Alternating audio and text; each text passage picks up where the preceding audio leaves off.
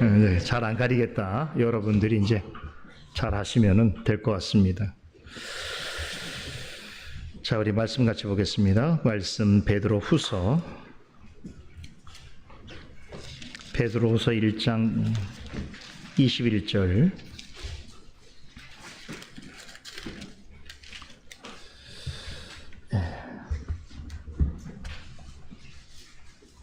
베드로후서 1장 21절 우리 한 목소리 읽도록 하겠습니다. 예언은 언제든지 사람의 뜻으로 낸 것이 아니요 오직 성령의 감동하심을 입은 사람들이 하나님께 받아 말한 것임이니라. 한 구절 더 보죠. 고린도전서 2장 13절입니다.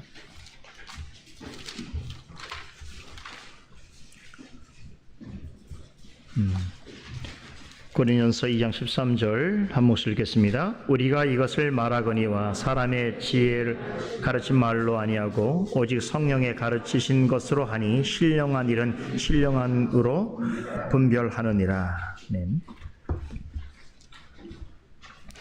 자, 우리는 지금 캘빈의 기독교 학교 최종판의 앞부분을 살펴보고 있는데, 자, 이 앞부분은 우리가 어떻게 하나님에 관한 참된 지식을 가질 수 있겠는가라고 하는 물음으로 시작해서 하나님의 창조하신 만물을 통해서 하나님을 알만한 것들을 나타내셨다. 이것을 가리켜서 우리가 일반 계시다라고 그렇게 부른다고 말씀드렸습니다. 그런데 죄의 그 악영향은 죄로 말미암아서 사람의 마음이 부패해지고 또 올바른 이성이 바르게 작동하지 않음으로 인해서 일반 계시를 통하여 증거되어지는 하나님에 관한 지식에 대한 올바른 이해를 할 수 없게 된 것이고, 그래서 하나님 편에서 일반 계시의 우리의 죄로 인한 불충분한 이해로 인하여서 하나님께서 특별한 방식의 계시를 통해서 우리에게 구원에 관한 지식을 계시해 주셨는데,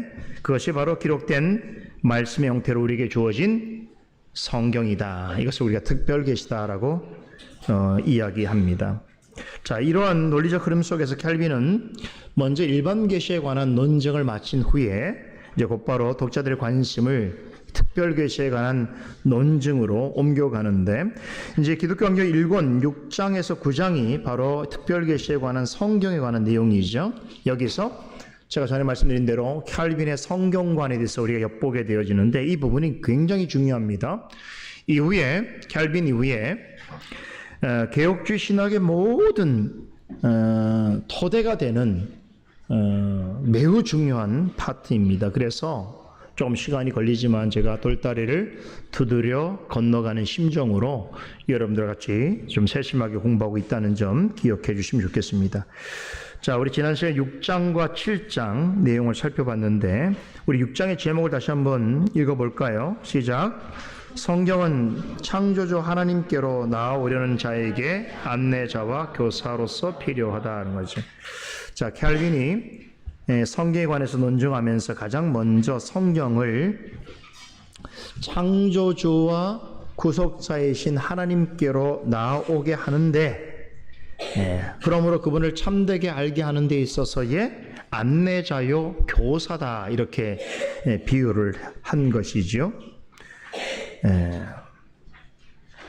말씀드린 것처럼 타락한 인간은 일반 계시로서 드러나는 하나님을 알만한 것들을 통하여는 하나님이 나타내시는 구원에 관한 참된 지식을, 또 하나님에 관한 참신앙을 가질 수 없는 거로, 하나님을 알려고 하더라도 하나님을 참되게 할 수 없는 그런 상태에 있는 죄인에게 하나님은 창조자이시요 구원자라고 하시는 사실과 그 하나님이 우리에게 나타내시는 참된 구원에 관한 지식들을 바르게 가질 수 있도록 하기 위한 조력자가 필요한데, 그 조력자가 뭐냐면 조력자로 삼으신 것이 바로 성경이다, 이런 얘기죠.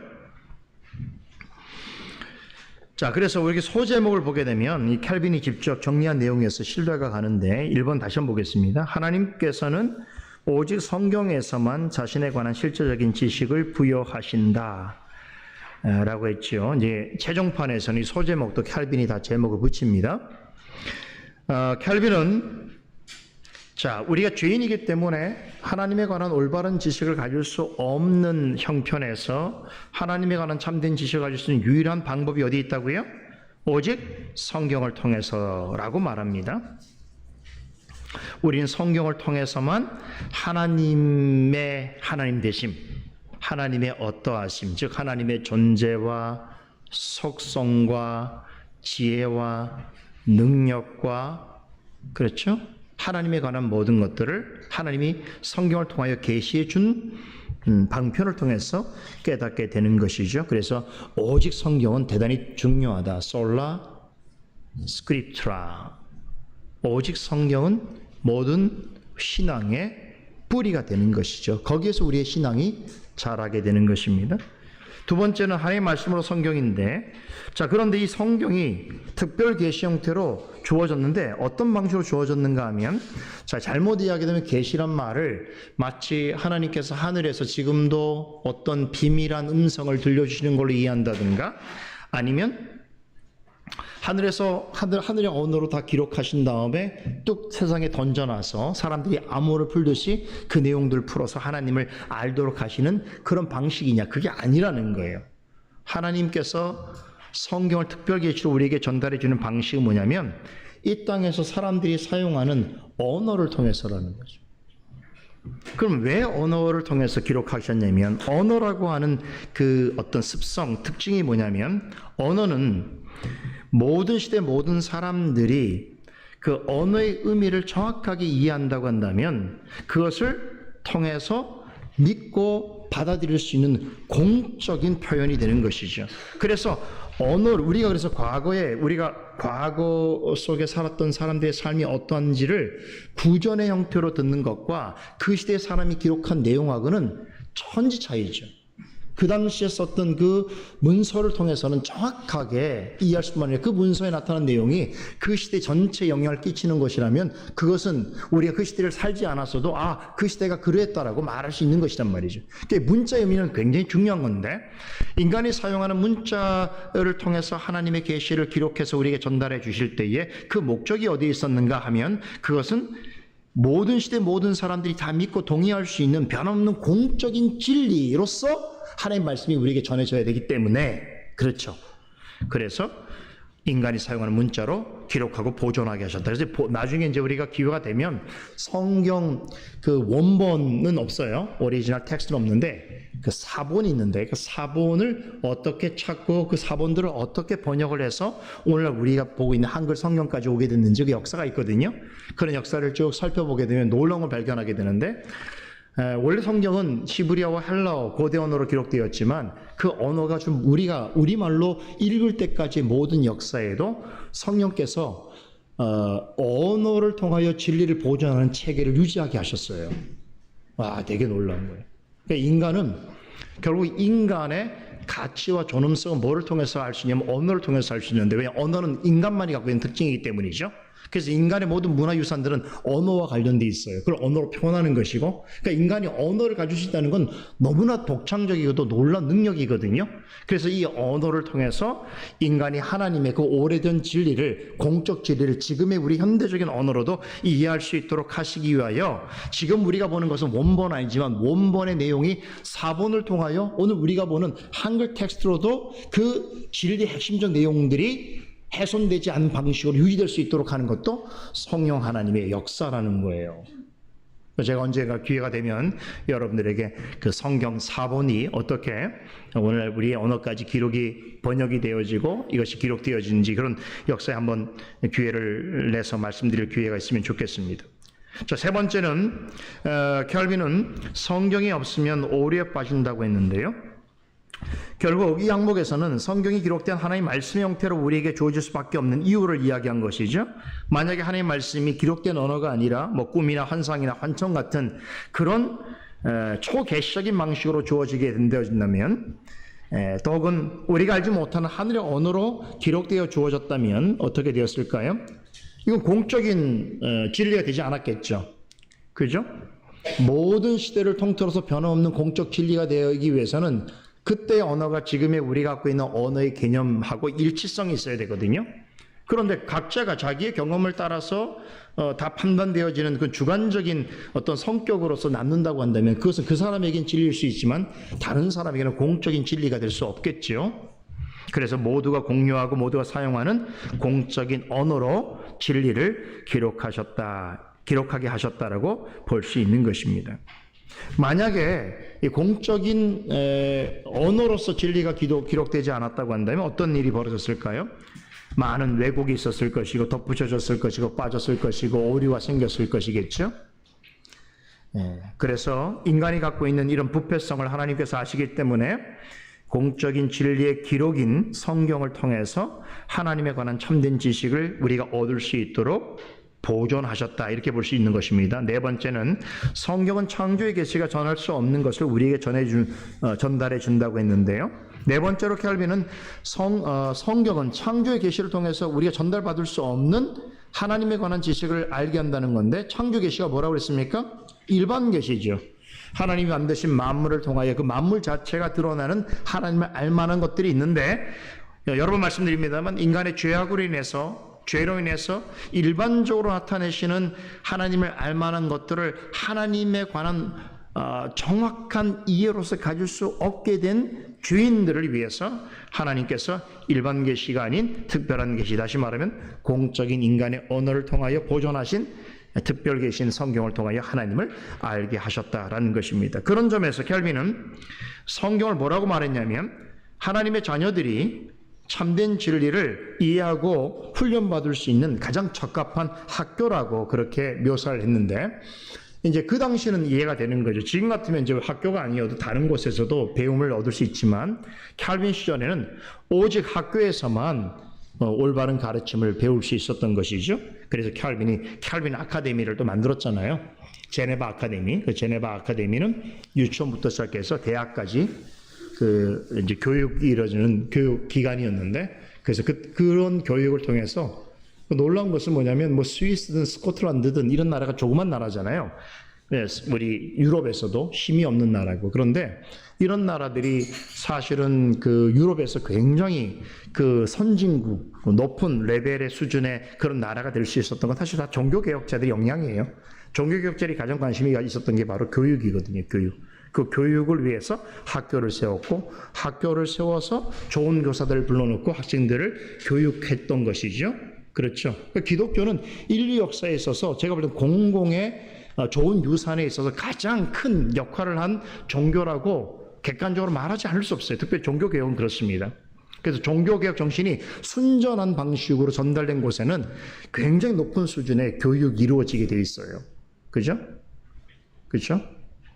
아마 한국의 대학 교육들이 우리나라에서는 막 키재기를 하지만 세계적으로 나가게 되면 그 수준이 많이 낙후된 이유 중에 한 가지는 제가 볼 때는 종교개혁의 정신이 없기 때문이라고 생각해요. 종교개혁 정신을 제대로 구현하는 학교들은 굉장히 높은 수준의 그 어떤 교육에 대한 이해를 가지고 있는데, 여하튼 켈빈 당시에 그랬단 말이죠. 그래서 켈빈은 이 성경을 가르쳐서 하나님의 자녀가 진리를 배우고 알고 또 훈련하는 그러한 적합한 학교다라고 묘사했다는 것이죠. 자, 여기까지 켈빈이 논증한 다음에 7장에서는 기록된 성경이 하나님의 말씀인 것을 어떻게 확증할 수 있는가, 즉 하나님 말씀으로서의 성경이 지닌 이 신적 권위에 관한 문제에 대해서 다루고 있는데, 자, 7장의 제목도 켈빈이 직접 쓴 겁니다. 우리 같이 한번 읽어보죠. 제7장, 성경은 반드시 성령의 증거에 의해 확정되어야 한다. 이를 통해서만 성경은 그 절대적인 권위를 획득할 수 있다. 그리고 그 신빙성이 교회의 판단에 따라 결정된다는 것은 실로 하나님을 모독하는 엄청난 죄악이다. 자, 누군가가 그리스도인 우리에게 이렇게 물을 수 있습니다. 자, 당신은 교회를 다니니까 성경을 매우 중요하게 여기는 건 내가 알겠는데, 그런데 당신이 보고 있는 성경 66권을 하나님의 말씀이라고 말할 때에 어떻게 인간의 언어로 기록된 그 책이 하나님의 말씀이라고 당신은 확신 있게 말할 수 있습니까? 라고 물을 수 있는 거예요.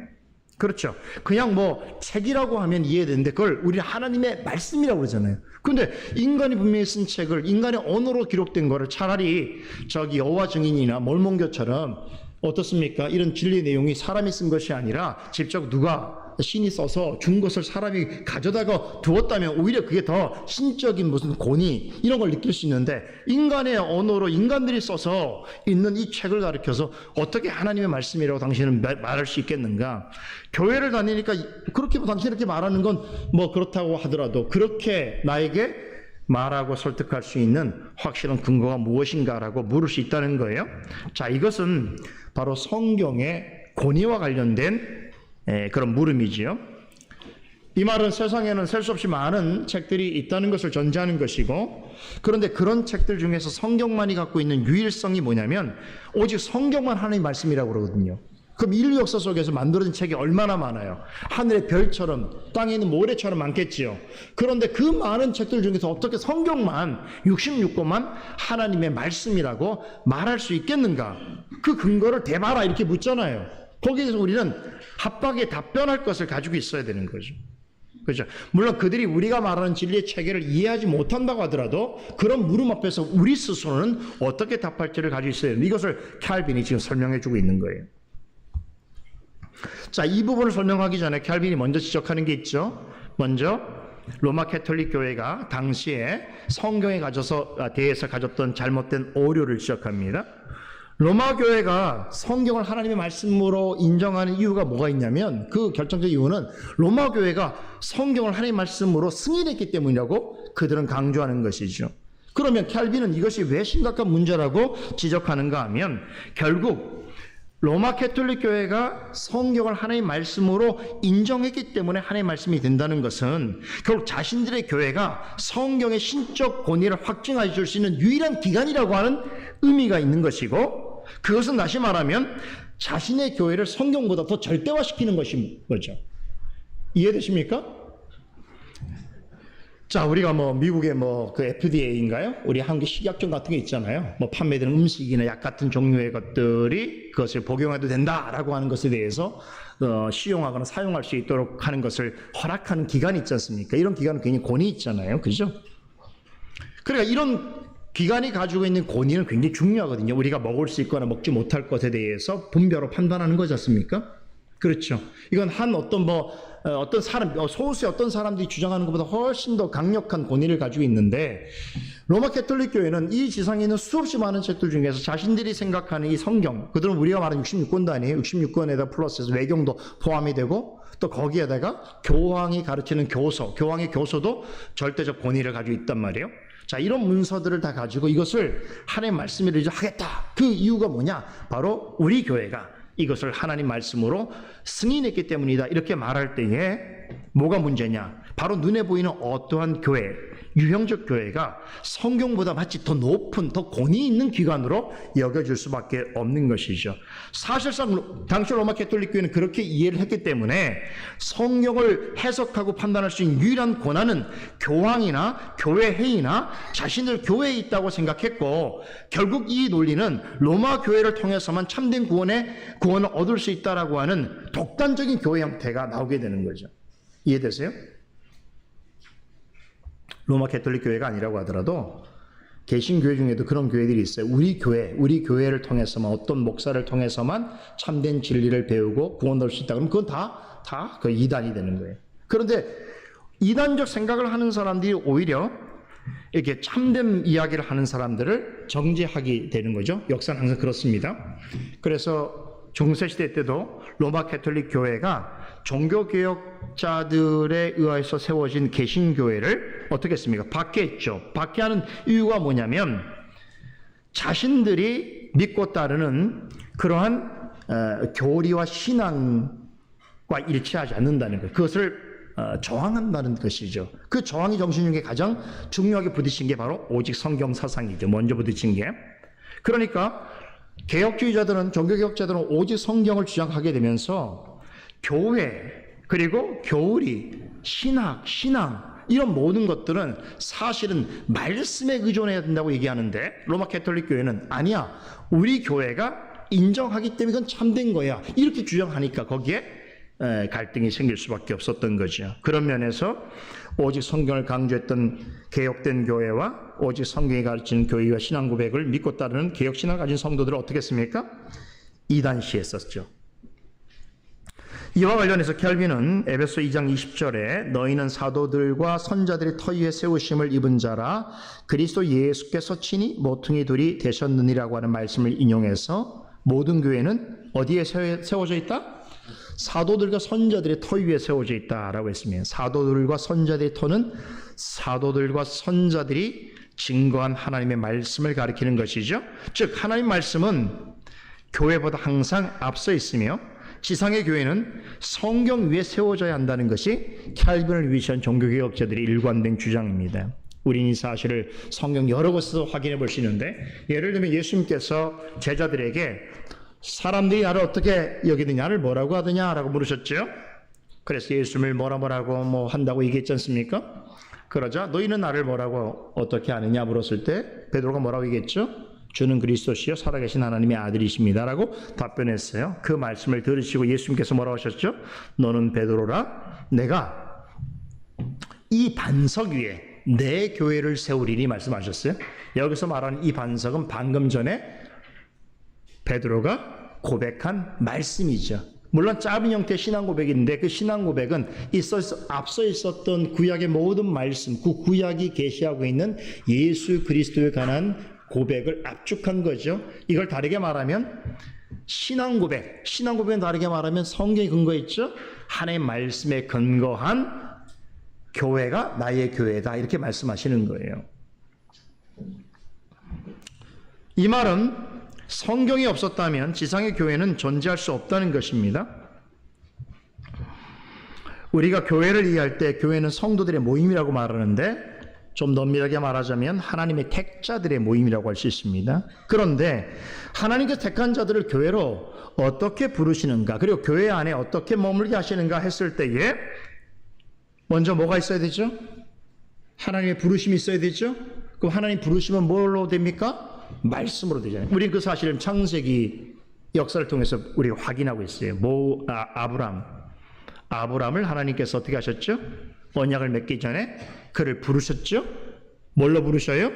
말씀으로 부르시죠.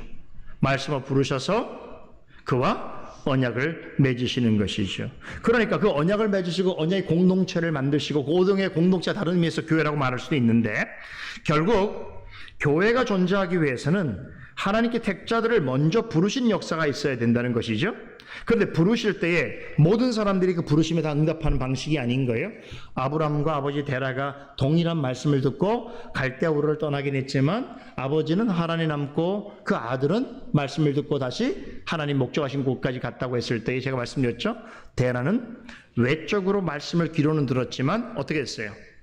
내적인 부르심, 성령의 유효적 부르심에 대해서 응하지 않았다고 말씀드렸죠. 그러니까 말씀을 듣는다고 할 때에 하나님의 택자를 어떻게 교회에 불러 모으시냐면 그 말씀을 듣는 사람의 내면에 역사하시는 성령의 역사가 반드시 선행되어야 한다는 것이죠. 그러니까 귀로만 들어서 되는 것이 아니란 말이에요. 눈으로 읽기만 해서 되는 것이 아니란 말이죠.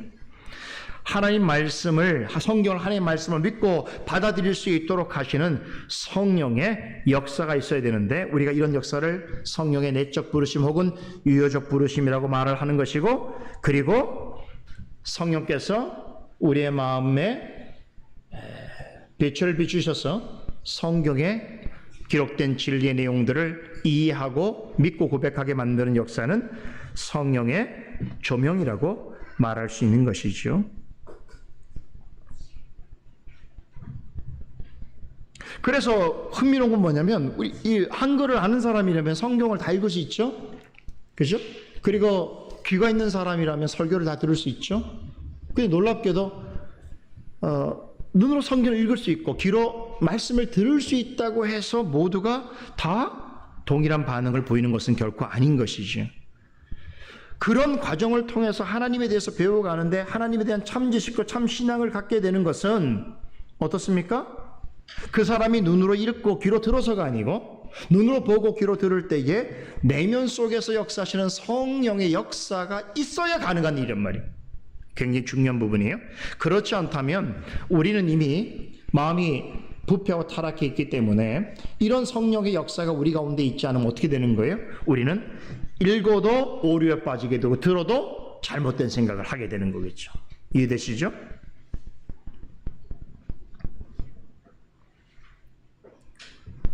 그래서 하나님의 말씀으로서의 유일한 방편이 되는 성경의 권위는 여러분 우리가 읽고 듣는 거에서 근거한 것도 아니요. 또 눈에 보이는 교회가 가지고 있는 어떤 판단과 결정에 의한 것도 아니고 또 우리의 이성적인 어떤 생각이나 개인적인 경험에 따른 것이 결코 아니다.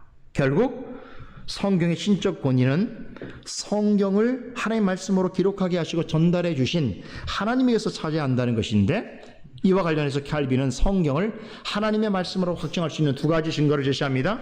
첫째는 성령의 내적 조명이고 내적 역사, 내적 증거이고, 두 번째는 성경의 자증성이라는 거예요. 자, 오늘 이 부분을 좀 살펴보겠습니다. 우리가 교환 2페이지 7장 4번, 5번 이 부분을 설명하고 있는데 중요해서 조금 더 얘기할게요. 자, 첫째 증거가 4번에 나오죠. 모든 증거보다 강력한 여기 성경의 증거라고 했죠. 잘못 썼죠. 성령의 증거가 되겠죠. 모든 증거보다 강력한 성령의 증거입니다. 자, 바로 여기서 켈빈은 성경이 하나님 말씀으로서의 신적 권위를 가지고 가지는 첫째 근거를 제시하고 있는데, 그것이 뭐다? 성령의 내적 증거다, 이렇게 말하고 있는 겁니다. 자,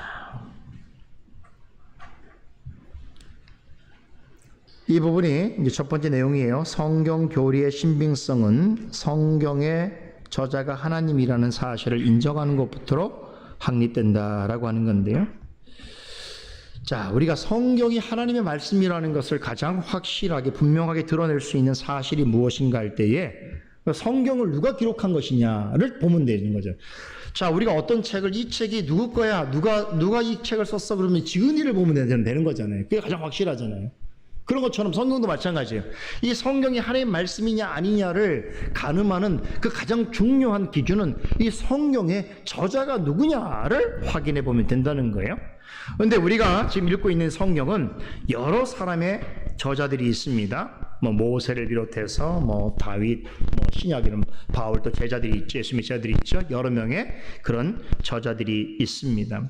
그런데 성경을 보면 이 성경은 그냥 그 사람이 자신의 생각으로 기록한 것이 아니라, 오늘 우리가 읽은 베드로서 1장 21절 뭐라고 그랬죠? 여기서 예언은 말씀을 말하는 거예요.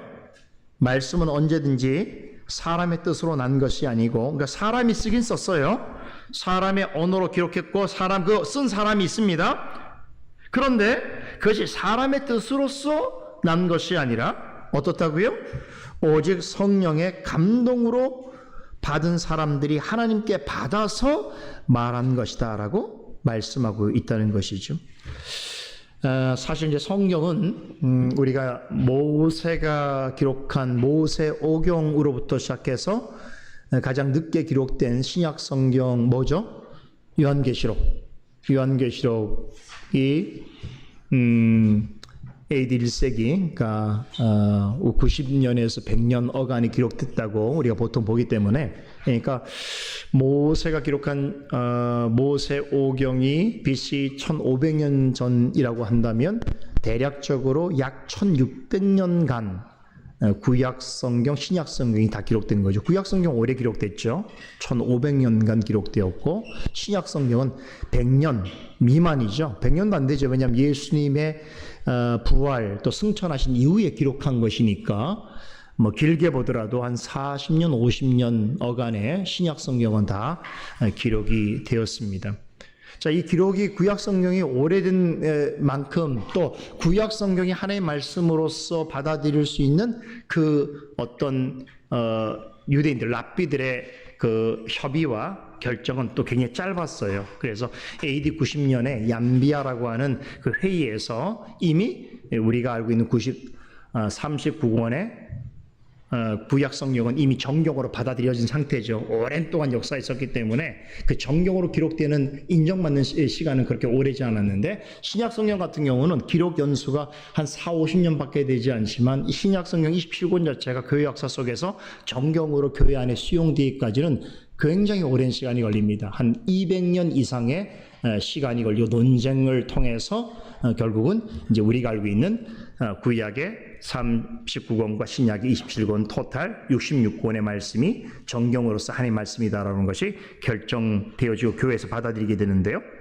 이렇게 1600년간 약 한 40여 명 정도 되죠. 뭐 정확하지는 않습니다. 왜냐하면 성경 부분마다 또 작자 미상의 내용들도 있기 때문에 그건 다 추린다고 그러면 더 많을 수 있습니다만, 우리가 이름, 그러니까 확실하게 성경의 저자가 누구인지로 알 수 있는 사람은 대략적으로 한 40여 명 정도라고 볼 수 있는데, 그런데 여러분 1600년 동안 책을 쓰는데 각자가 다른 방식으로 다른 시대의 글을 썼는데 이것들이 어떻게 내적인 일관성과 통일성을 유지할 수 있는가라고는 굉장히 커다란 질문이기도 하고 큰 호기심이죠. 만약 한 사람이 글을 썼다 그러면 당연히 그럴 수 있잖아요. 한 사람의 머릿속에 나왔으니까. 근데 우리가 보고 있는 이 66권의 성경은 놀라운 건 뭐냐면, 이게 쓰여진 시간이 그렇게 오랜 시간, 약 1600년 동안 다른 세대의 다른 사람들에 의해서 기록됐음에도 불구하고 엄청난 내적인 통일성을 유지하고 있단 말이에요. 그래서 우리는 창세기 보면서 신약 성경을 다 펴서 막 보잖아요. 이건 내적 어떤 그 통일성이 유지되고 있기 때문이단 말이에요. 이런 책은 역사상 존재하지 않아요.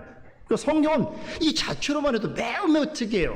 꼭 뭐 기독교의 경전이라고 말하지 않는다고 하더라도 성경 자체가 갖고 있는 이 어떤 특이점은 어떤 그 책에서도 볼 수 없는 그런 어떤 형태와 구조를 가지고 있습니다. 그런데 이제 우리는 성경을 통해서 그 사실을 알게 되고, 그러면 성경이 그 오랜 시간 동안 다양한 사람들에 의해서 기록됐음에도 불구하고 이렇게 내적으로 긴밀한 통일성과 연관성을 유지할 수 있는 비결은 어디에 있는가 하면, 이건 누군가 저자가 한 사람이 썼기 때문이죠. 한 사람이라고 말하지만 사실은 성령께서 영감을 통해서 사람들로 하여금 기록하고, 그러니까 이미 성령께서는 무엇을 우리에게 전달하실지를 이미 다 아시고 그 시대와 그 상황과 그 사람에 따라서 필요한 대로 성경을 기록하게 하셨기 때문에 각자의 상황에서는 자기 형편대로 성경을 기록한 것이지만, 우리가 이 성경을 다 이렇게 수집해서 이제 한데 모아서 보게 되어지는 상황에서는 이 성경의 모든 내용들이 엄청난 내적인 통일성과 일치성을 이루고 있는 것이다 라는 것을 확인할 수 있는 것이죠. 그래서 이렇게 말할 수 있어요. 성경을 기록한 사람은 인간 저자지만 궁극적인 저자, 제1저자는 성령이시다라고 말할 수 있는 것이죠. 오늘 고린도전서 2장 13절에서 우리가 이것을 말하거니와 사람의 지혜가 가르친 말로 아니하고 오직 성령께서 가르치신 것으로 했다라고 하는 사도 바울의 이 고백도 바로 이 사실을 증거해 주고 있습니다.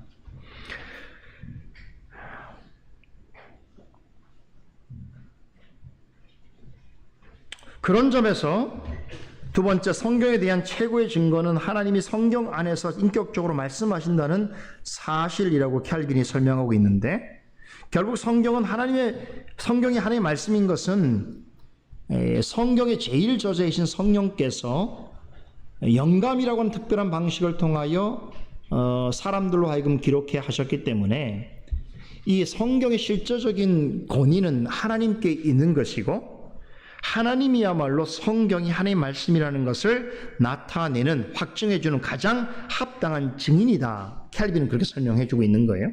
그죠?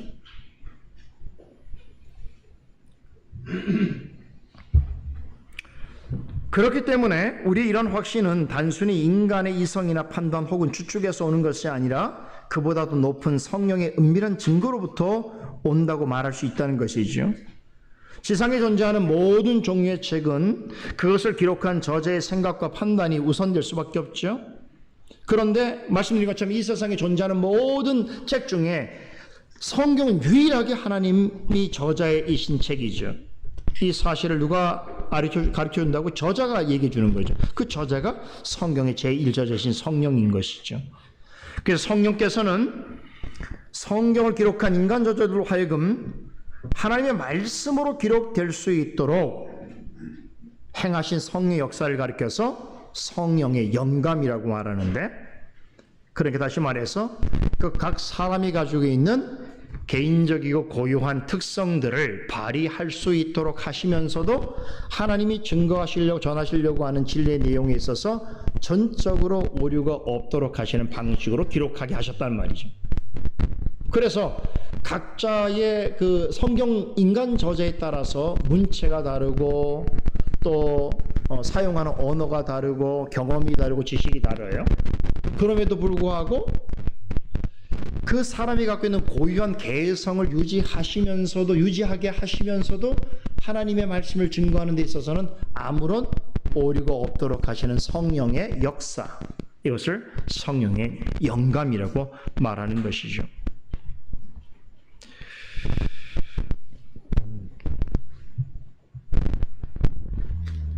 이런 것들은 결국 어떤 인간의 이성이나 판단, 추측에서 근거하는 것이 아니고 성령의 은밀한 증거로부터 나오게 되는 것이다, 이렇게 볼 수 있다는 것이죠. 그 다음에 내용을 좀 보시면, 자, 그래서 여기서 성경의 신빙성을 논쟁을 통해서 확정하려는 것은 어리석은 일이라고 캘빈은 말하는데, 역사 속에서 이 성경이 하나님의 말씀이냐 아니냐를 사람들이 모여서 논쟁을 하게 되는 거죠.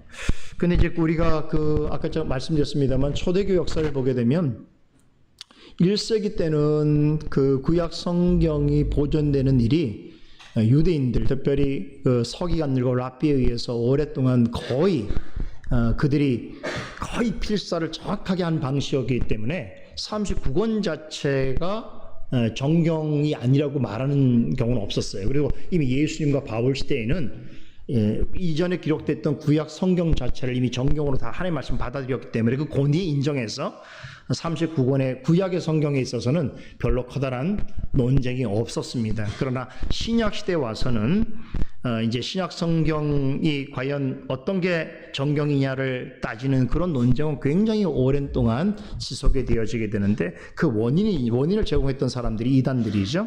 그 이단들 같은 경우는 성경의 어떤 일부 내용을 정경으로 받아들이고 어떤 것들은 또 받아들이지 않고 하는 일들이 있었습니다. 그러니까 신학적 논쟁이 있을 수밖에 없었는데, 당시의 신학적 논쟁을 보게 되면, 야, 어떻게 이런 논쟁을 통해서 어떻게 성경이 하나님의 말씀이라는 걸 확증할 수 있을까라고 생각할 수도 있는데, 놀라운 것은 뭐냐면, 그렇게 오랜 시간 동안 성경이, 우리가 지금 보는 66권의 이 성경이 하나님의 영감된 말씀이라고 하는 것을 확증하는 과정 속에서 엄청난 상상을 초월할 치열한 신학 논쟁이 있었는데, 그 신학 논쟁이 결국 그 승리가 정통파가 이겼어요. 그 정통파 역사가 지금 우리가 이 말씀을 받아들일 수 있게 됐는데, 결국 이 논쟁의 역사도 어떻게 보면 하나님께서 간섭하여서 이루신 역사다, 이렇게 볼 수 있습니다. 제가 아까 성경의 그 언어가 우리가 지금 읽게 되는 우리 현대어로까지, 한국어까지 이렇게 번역이 돼서 진리의 내용을 알 수 있도록 하는 그 성경을 보존하고 그 문자와 언어를 보존하는 것도 성령의 역사라고 말씀드렸는데, 이 신학 논쟁도 마찬가지예요. 그래서 오히려 그 신학 논쟁을 통하여서 성경이 하나님의 말씀이라는 것도 증거될 뿐만 아니라 성경의 핵심적인 주제, 곧 삼위일체 하나님에 대한 정의와 이해가 명확하게 드러나게 되어진 계기들이 역사 속에 있게 되었던 것이고요. 그래서 오늘 우리가 66권의 성경 말씀을 하나님의 말씀으로 받아들일 수 있게 되어지는 그런 놀라운 일들이 있었는데, 이런 배경 속에는 다 성령의 역사가 있다고 볼 수 있습니다. 자, 성령은 하나님에 대해서 유일하게 증거할 수 있는 최선의 증인이 되신다. 그리고 하나님의 말씀은 성령의 내적 증거 안에서만 차지한다라고 캘빈은 말합니다. 이 말은 성령께서 말씀을 통해서 우리의 마음을 조명해 주지 아니하신다면 그 누구도 하나님의 말씀을 올바르게 깨달을 수 없다는 것을 말해주고 있는 것인데, 대표적인 사례가 우리 지난번에도 설명드렸는데 사도행전 16장에 나오는 그 루디아에 관한 이야기죠. 루디아가 사도 바울이 전하는 복음을 들었을 때에 그는 귀로만 듣지 아니하고 어떻게 했습니까? 그리스도의 복음을 마음으로 들었는데, 거기 보면 주께서 마음을 열어, 이런 표현이 있거든요. 그러니까 들음에서 그친 것이 아니라 나는 듣고 있는데 성령께서 그 말씀을 마음으로 듣고 이해할 수 있도록 마음의 문을 여는 역사가 내 쪽으로 있었다는 것을 말해주고 있는 것이죠. 그래서 여러 사람이 사도 바울이 전하는 그리스도의 복음을 들었지만 유난히 루디아라고 하는 한 여인이 그 말씀에 반응하여서 결국 그리스도를 믿게 되고 그의 가족들도 다 전도를 하고 그의 가정으로부터 빌립보 교회가 시작되게 되었다라고 하는 것을 말씀하고 있습니다.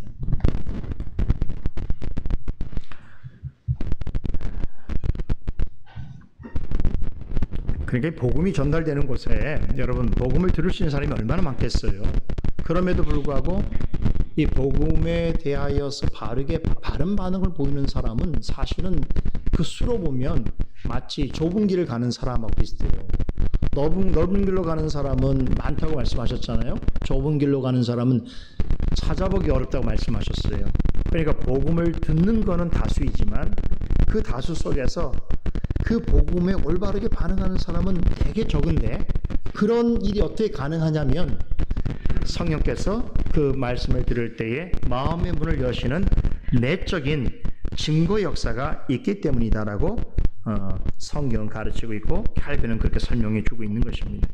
그러니까 여러분들이 그런 사람들이죠. 여러분과 제가 부정할 수 없어요. 우리 주변에 여러분들 주변에 어떤 사람들이 많아요. 다 사실 교회를 어느 정도 알고 뭐 성경도 들어봤고 그렇잖아요. 뭐 교회도 다니는 많은 한 사람 많잖아요. 그런데 나와 같은 사람을 찾아보기 되게 어렵지 않습니까, 여러분들? 여러분 같은 사람 만나기 어렵잖아요. 그럼 여러분 같은 사람이 어떻게 나오게 됐냐면 여러분들이 처음부터 막 성경을 알고자 막 열망하고 성경을 알고 싶어서 뭐 학원도 다니고 뭐 목사님 찾아다니고 그래서 뭐 알게 된 겁니까? 아니에요. 여러분들이 다른 사람과 똑같이 말씀을 듣고 있는데 똑같이 그냥 교회에 와 있는데 성령께서 여러분들의 마음을 여는 역사가 여러분 안에서 있었기 때문인 거죠. 그래서 값없이 여러분들이 이 자리에 있는 거예요. 사실은. 그렇죠? 그 열매인 거죠. 그 열매가 중생의 열매고 하나님의 예정, 선택의 열매가 되는 거죠. 7번째는 성령은 경건한 자들의 믿음을 경고케 하는 인장이며 보증이라고 합니다. 우리 고린도 후서 한번 찾아볼까요? 성경. 이건 캘빈이 인용하는 성경인데요. 고린도 후서 1장 22절, 23절 우리 같이 한번 읽어보도록 21절, 22절 읽어보겠습니다. 우리를 너희와 함께 그리스도 안에서 견고케 하시고 우리에게 기름을 부으신 이는 하나님이시니 저가 또한 우리에게 인치시고 보증으로 성령을 우리 마음에 주셨느니라. 자, 그죠? 그 앞에 20절에 보면 하나님의 약속에 관한 이야기를 하죠. 자, 하나님의 약속에 있어서 우리가 그리스도 안에서 아멘으로 받을 수 있게 되어지는 것은 어떤 일이 있었다고요? 성령께서 우리에게 그 마음의 말씀을 가지고 마치 도장을 찍듯이 확증해 주시고 또 그것이 사실이라는 것을 하나님의 말씀이라는 것을 보증하시는 성의 역사가 우리 가운데 있었기 때문이다 라고 말하는 거죠. 그러니까 사람이 아무리 성경을 가지고 별일을 다 한다고 해서 성경의 진리를 깨달을 수 있는 게 아닙니다. 성경 진리는 반드시 우리 안에서 말씀을 인치시고 보증하시는 성령의 역사가 있어야만 하는 것이죠.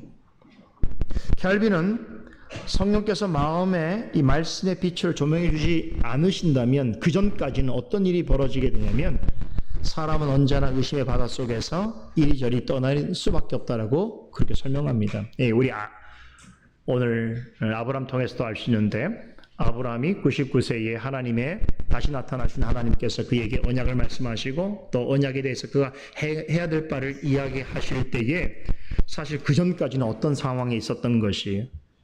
그렇죠. 때로는 하나님의 말씀을 들을 때는 그 말씀을 따라 쫓아서 나아갔지만 말씀이 없을 때에는 그는 갈등하고 또 근심하고 낙심하던 일들이 많았겠지요. 그러다가 자기 자신에 대해서 완전히 포기하고 내려놓을 수밖에 없는 그 상황에서 다시 하나님께서 말씀으로 찾아오셔서 말씀의 빛을 그 마음속에 비춰주시고 성령께서 그 의미를 깨닫게 해주실 때에 비로소 어떻게 됩니까? 비로소 100세가 돼야 다 된 사람이 이제 열국의 아버지가 될 것이고 90세가 다 된 사라가 열국의 어머니가 된다는 그 말씀을 듣고 아멘으로 받아들이고, 그리고 그러므로 너는 하나님의 언약을 지키라 하고 있을 때 이제 다음 주에 할례를 지키는 일이 생긴단 말이죠. 그죠? 자, 켈빈이 주장하는 성경이 하나님 말씀이라고 증거하는 첫 번째 증거가 뭐라고 했습니까? 성령의 내적 증거라고 한다면 두 번째는 뭐예요? 이제 우리가 공부하게 되는 성경의 자증성입니다. 자, 5번 제목을 보겠습니다. 이건 중요합니다. 5번, 성경 그 진정성을 자체 안에 가지고 있다, 이렇게 표현하고 있는데요. 자, 1번에 4번까지 내용을 제가 간단하게 설명을 그냥 전달해 드리도록 하겠습니다. 자, 켈빈은 바로 앞에서 성경의 권위는 교회의 승인이나 인간의 이성, 경험에 있다고 말하지 않죠. 이것을 명확하게 논증했습니다. 자, 그렇다면 성경이 가지고 있는 하나님의 말씀이라고 하는 신적인 권위는 성령의 내적 증거에 의해서 우리가 확인할 수 있고, 그 다음에 또 더 확실한 증거는 성경의 자증성이다. 그 성경의 자증성이라고 하는 것은 성경의 권위는 성경 그 자체가 증거한다는 거예요. 성경은 그 자체로 하나님의 말씀이라는 것을 성경이 스스로 증명해낸다는 거예요. 이게 성경의 자증성이에요. 히브리서 4장 12절에 하나님의 말씀은 살았고 운동력이 있어 좌우에 날선 어떤 검보다도 예리하여 혼과 영과 및 간절과 골수를 쪼개 찔러 쪼개기까지 하며 마음의 생각과 뜻을 감찰하신다라고 하는 말씀이 있죠. 하나님의 말씀은 살아있거든요. 운동력이 있어요. 그래서 이 성경이 하나님의 말씀이라는 것을 다른 어떠한 권위에 의존하지 아니하고 사람이 만든 권위에 의존하지 않고 성경에 저자이신 성령의 증거와 더불어서 성경이 자체가 하나님의 말씀인 걸 스스로 증명해낸다는 거예요. 이게 다른 책하고 다르다는 거예요. 우리는 그것을 이제 매주마다 교회에서 우리 강서를 통해서 성경 공부를 통해서 배우고 있는 거예요. 와, 성경이 매우 특별하구나. 어떻게 이런 성령 같은 말씀이 있을까라고 하는 것들은 성경 그 자체가 하나님의 진리라는 것을 증거하는 능력이 있기 때문인 거죠.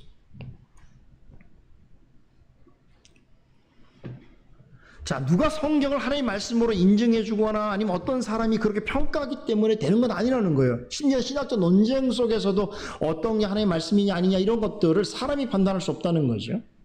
중요한 것은 성경 그 자체가 하나님의 말씀인 것을 스스로 증명하는 것인데, 바로 이것을 가리켜서 켈빈은 성경이 자증한다, 스스로 증명해낸다라는 말을 씁니다. 이거를 신학적으로 우리 켈빈주의에서는 성경의 가신성, 다시 말해 성경은 스스로 믿을 수 있는 성격을 가지고 있다. 또 성경이 자체 가신성이라고 하는 말로 표현합니다. 이런 성경이 하나님의 말씀으로서 가지는 권위는 성령과 말씀 외에는 다른 어떤 외적인 것으로서는 판단되거나 보증될 수 없다는 것을 말하고 있는 것이죠.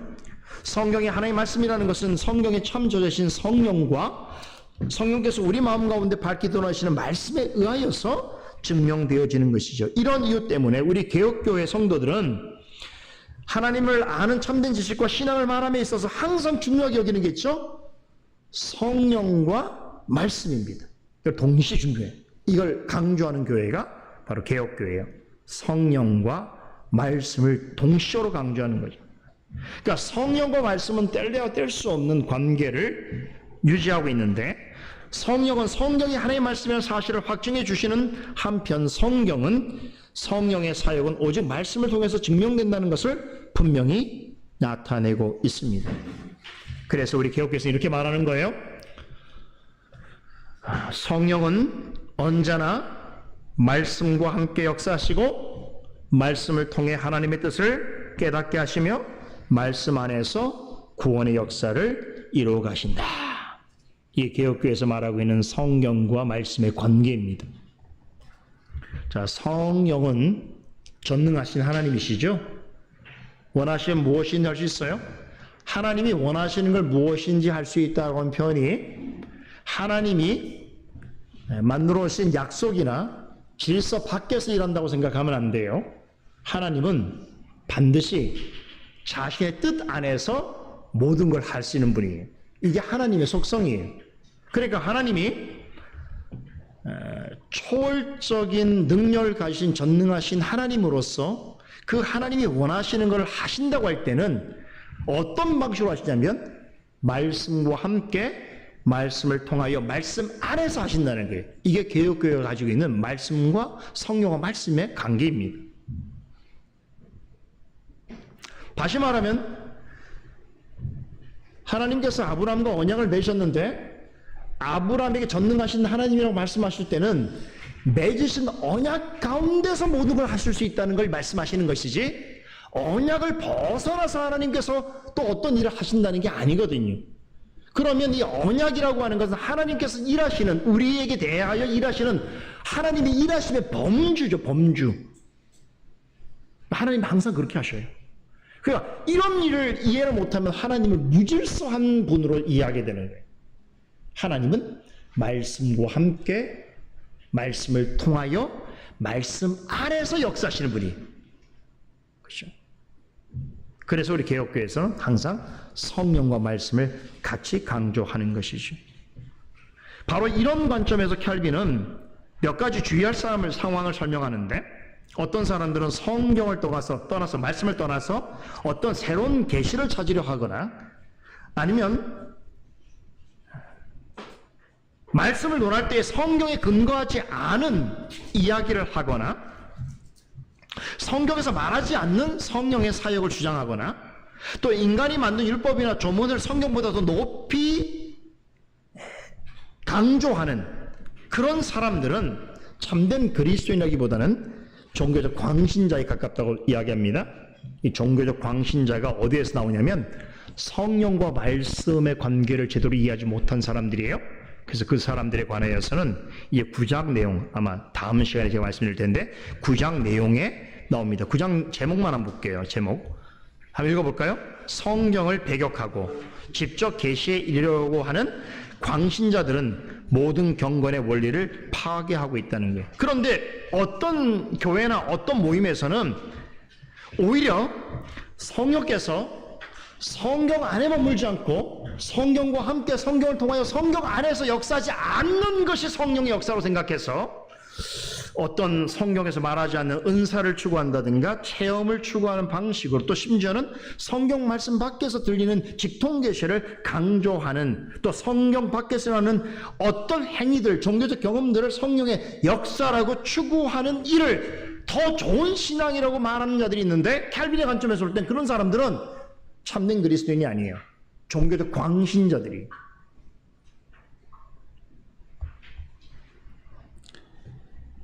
그래서 이제 안타까운 이야기를 하나 하면 한국교회에서 지금부터 한 30년 전, 한 3, 40년 전부터 지금까지 있어서 가장 혼란스러운 신학의 영역 중에 한 가지를 이야기하는 바로 성령론인 것 같아요. 제가 볼 때는. 성령론이에요. 그러니까 성령론을 이야기하면 성령론은 항상 성령 밖에서 역사하는 어떤 종교적 현상을 추구하는 것이 어떤 성령의 강한 역사라고 생각하는 그런 풍토들이 있거든요. 그게 한국교회는 되게 많습니다. 그래서 그런 사람들이 하는 말이 있어요. 우리처럼 보수적이고 개혁적인 신앙을 가진 사람들은 신학은 좋고 뭐 교리는 좋은데 성의 역사가 없어. 저 사람은 성령이 약해. 이런 말을 제가 항상 들어요. 제가 예전에 신학교 다닐 때도 참 답답했던 게 그거예요. 무슨 말만 하면 교리는 좋은데 성의 역사가 별로 없다라고 늘 이야기했어요. 근데 그들이 얼마나 이 교회 역사 속에서 이 정립된 이 체계적인 신학에 대해서 잘 모르냐면, 여러분 프린턴 신학교의 가장 위대한 조직 신학자였던 비비 워필드라고 하는 교수님이 뭐라고 얘기한지 아세요? 비비 워필드가 그 앞서 존재했던 모든 신학 역사에 대한 내용을 이야기하면서 자기가 볼 때에 가장 성령에서 뛰어난 탁월한 신학자가 있는데 그 신학자가 누구라고 하는지 아세요? 칼빈이라고 말했어요. 칼빈은 역사상 가장 뛰어난 말씀의 신학자이면서 동시에 성령의 신학자라고 그랬어요. 그러면 비비 오펠드가 말한 칼빈을 성령의 신학자로 말한 이유가 뭐겠습니까? 제가 말씀드린 내용이에요. 성령은 반드시 말씀과 함께 말씀을 통하여 말씀 안에서 역사하시기 때문에 그래요. 이게 성경에서 말하고 있는 성령론의 가장 큰 핵심이에요. 바로 이런 정신을 우리가 따른다고 한다면 바른 개혁주의 신학을 가진 사람이야말로 가장 순전한 성령의 사람인 것이고, 그런 신학의 정신을 따라서 성령에 대한 이해를 가진 사람이야말로 가장 성경적인 성령론주의자란 말이에요. 저 같은 사람 가장 성령론주의자예요. 그런데 오늘 우리가 갖고 있는 성령론에 대한 왜곡된 어떤 개념들과 이해들 때문에 지금 말씀드린 칼빈으로부터 우리까지 오는 이 정통적인 성령과 말씀의 관계를 통하여 교회가 이루어지고 성도의 신앙과 신학이 이루어지는 이 중대한 가치들을 홀대하고 잘못된 길로 가고 있단 말이죠. 그런 현상들이 우리 가운데 이제 있습니다. 이걸 9장에서 잘 설명해요. 다음에 제가 9장 내용을 보시면 우리 교회 상황이 성령에 대하여 말씀에 대해 얼마나 잘못된 이해 가운데 있는가라고 하는 것을 확인해 볼 수 있습니다. 네.